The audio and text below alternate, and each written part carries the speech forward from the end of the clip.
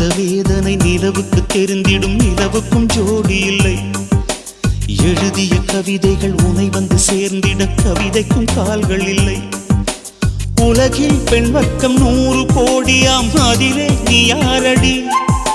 சருகாய் அன்பே நான் காத்திருக்கிறேன், எங்கே உன் காலடி? மணி சரி பார்த்து தினம் வழி பார்த்து இரு விழிகள் தேய்கிறேன்.